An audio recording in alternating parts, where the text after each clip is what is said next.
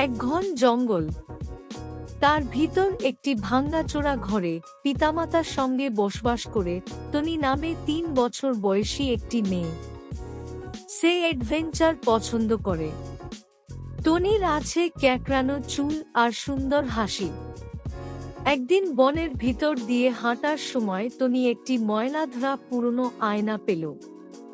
এক রাতে টনি ঘুমিয়ে আছে, এমন সময় ওই আয়নাটি জ্বলজ্বল করে জ্বলতে শুরু করল।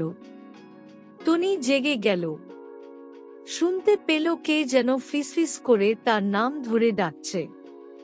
উঠে বসল টনি। তাকিয়ে দেখে আয়নার ভিতর একটি ভূত। সে একটি মলিন মেয়ে ভূত, তার মুখে বিষণ্ণ হাসি। সেই ভূত ফিসফিস করে বলল, টনি, তুমি কি আমার সাথে খেলবে? টনি এত ছোট যে সে বিপদ বুঝতে পারে না। ওই সময় থেকেই ওই ভূত মেয়েটি তার অদৃশ্য এক খেলার সাথী হয়ে গেল। টনির ভিতরে অদ্ভুত এক আচরণ দেখতে পেল তার পিতামাতা। কারণ টনি বাতাসের সঙ্গে কথা বলে, মাঝে মাঝে অনেক সময় নিয়ে আয়নার দিকে তাকিয়ে থাকে। এই নিয়ে তার পিতামাতা ভয় পেয়ে গেলেন।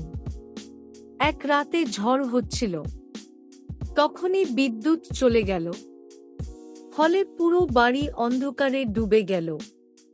চিলেকোঠা থেকে হঠাৎ ফিসফিস শব্দ ভেসে এলো।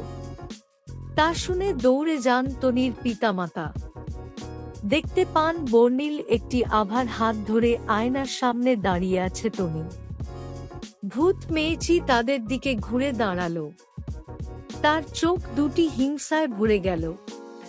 সে টনিকে দেখিয়ে বলল, সে এখন আমার।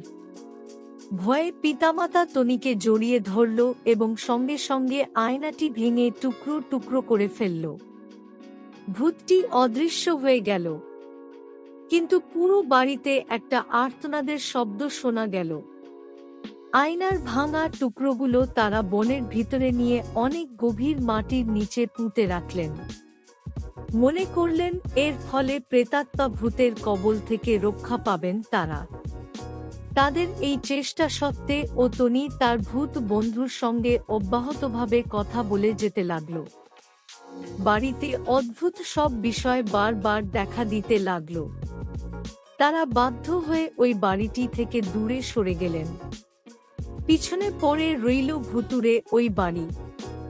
আর পুরনো বাড়িটি, যা বনের গভীরে অবস্থিত, তার কাছে পড়ে রইল ভাঙা আয়না।